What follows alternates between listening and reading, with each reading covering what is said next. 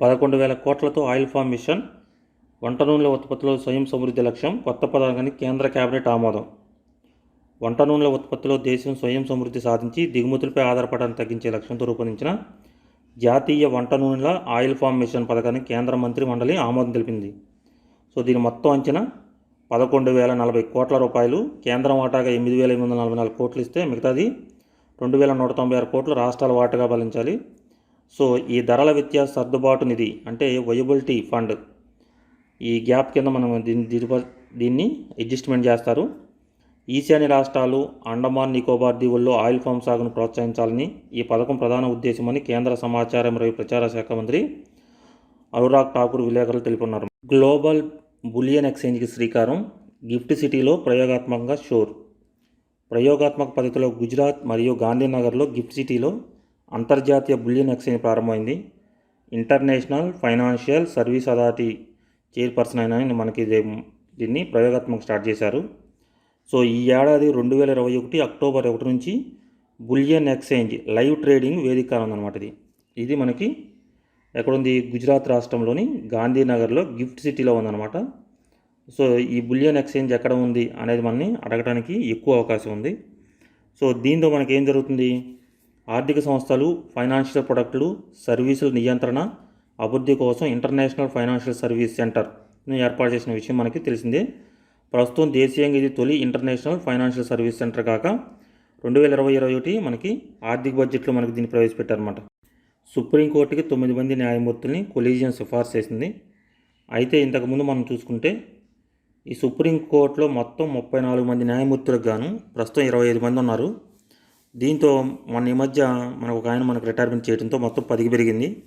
So ఈ collegium సిఫార్సులను రాష్ట్రపతి ఆమోదం తెలిపితే వీటి సంఖ్య మొత్తం 33 చేరుతుందన్నమాట. సుప్రీంకోర్టు న్యాయమూర్తులుగా నియమించాలంటూ ప్రధాన న్యాయమూర్తి జస్టిస్ ఎన్వి రమణ నేతృత్వంలోని కొలీజియం 9 మంది పేర్లను కేంద్ర ప్రభుత్వానికి సిఫార్సు చేసింది.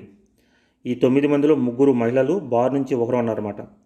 ఎవరు? కర్ణాటక హైకోర్టు ప్రధాన న్యాయమూర్తి జస్టిస్ అభయ శ్రీనివాస్ ఓకా, గుజరాత్ హైకోర్టు ప్రధాన న్యాయమూర్తి జస్టిస్ విక్రమ్నాథ్, సిక్కిం హైకోర్టు ప్రధాన న్యాయమూర్తి justice J K Maheshwari, Kerala high court న్యాయమూర్తి justice C T Ravikumar, Madras high court న్యాయమూర్తి justice M M Sundresh, Telangana high court ప్రధాన న్యాయమూర్తి జస్టిస్ హిమా కోహ్లీ, కర్ణాటక హైకోర్టు న్యాయమూర్తి justice B V Nagarathna, Gujarat high court న్యాయమూర్తి బేలా త్రివేది, బార్ నుంచి సీనియర్ న్యాయవాది పిఎస్ నరసింహ పేర్లను సుప్రీంకోర్టు కొలీజియం సిఫార్సు చేసింది. మనకి వీళ్ళలో చూసుకుంటే justice Vikram Nath, justice B V Nagaratna, senior న్యాయవాది పిఎస్ నరసింహ సుప్రీంకోర్టు ప్రధాన న్యాయమూర్తులు కానున్నారన్నమాట. వీళ్ళ ముగ్గురు మనకి జస్టిస్ విక్రమ్నాథ్ గారు, జస్టిస్ బివి నాగరత్న, సీనియర్ న్యాయవాది పిఎస్ నరసింహలు ప్రధాన న్యాయమూర్తులు అవడానికి అవకాశం ఉంది. అయితే మొదటిసారి 3 మహిళలకు ప్రాధాన్యత లభించిందనమాట. ఒకేసారి 3 మహిళలు సుప్రీంకోర్టు న్యాయమూర్తులు ప్రాధాన్యత పొందడం ఇదే తొలిసారి. వీరి నియామకం తర్వాత సుప్రీంకోర్టులో మహిళా న్యాయమూర్తుల సంఖ్య 4 చేరుతుంది. ప్రస్తుతం జస్టిస్ ఇందిరా బెనర్జీ ఒక్కరే ఉన్నారన్నమాట. సో దీంతో మనకి 4 చేరడానికి అవకాశం ఉంది.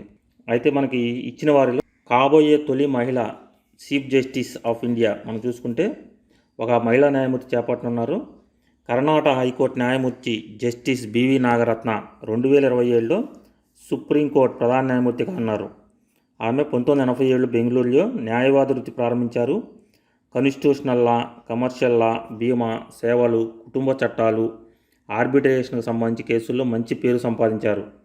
కర్ణాటక హైకోర్టు అదనపు న్యాయమూర్తిగాను మరియు ఇవి చూసుకుంటే మనకు తర్వాత సుప్రీంకోర్టు ప్రధాన న్యాయమూర్తిగా పనిచేసిన జస్టిస్ ఎనగల గుప్పే వెంకటరామయ్య కుమార్తె జస్టిస్ బివి నాగరత్న.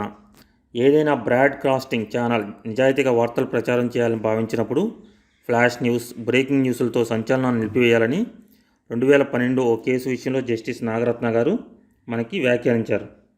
అలాగే మనం చూసుకుంటే ఈ బార్ నుంచి 9వ న్యాయవాది అంటే బార్ నుంచి సెలెక్ట్ అయిన వాళ్ళైనా 9వ న్యాయవాది పిఎస్ నరసింహ, బార్ నుంచి న్యాయమూర్తి అవుతున్న 9వ వారైన ఆంధ్రప్రదేశ్ చెందిన జస్టిస్ లావు నాగేశ్వరరావు కూడా బార్ నుంచి నియమితులైన వారే. కృష్ణా జిల్లా గణపవరానికి చెందిన ఉమ్మడి ఏపీ హైకోర్టు న్యాయమూర్తి జస్టిస్ పి కోదండరామయ్య కుమారుడే పిఎస్ నరసింహ. ఈయన మనం చూసుకుంటే యూపీఏ 2 హయాంలో అదనపు సాలిసిటర్ జనరల్గా నియమితులైన ఆయన పదవీకాలం పూర్తి కాకముందే రాజీనామా చేశారు. జస్టిస్ హిమా కోహ్లీ ప్రస్థానం. జస్టిస్ హిమా కోహ్లీ 1959 సెప్టెంబర్ 2 ఢిల్లీలో జన్మించారు. 1984లో ఢిల్లీ బార్ కౌన్సిల్ సభ్యురాలయ్యారు. అనంతరం ఢిల్లీ హైకోర్టులో ప్రాక్టీస్ ప్రారంభించారు. 1999-2004 వరకు న్యూఢిల్లీ మున్సిపల్ కౌన్సిల్ న్యాయవాదిగా పనిచేశారు. ఢిల్లీ ప్రభుత్వ న్యాయవాదిగా సేవలందించారు. ఢిల్లీ కాలుష్య నియంత్రణ మండలి సహా పలు విభాగాల్లో న్యాయ సలహాదారుగా వ్యవహరించారు. ఢిల్లీ హైకోర్టు న్యాయ సేవల కమిటీలో పనిచేశారు ఈవిడ. 2021 జనవరి 7న తెలంగాణ హైకోర్టు ప్రధాన న్యాయమూర్తిగా పదోన్నతి పొందారు. సుప్రీంకోర్టు న్యాయమూర్తిగా నియమితులైతే 2024 సెప్టెంబర్ వరకు కూడా సేవలందించే అవకాశం ఉంది.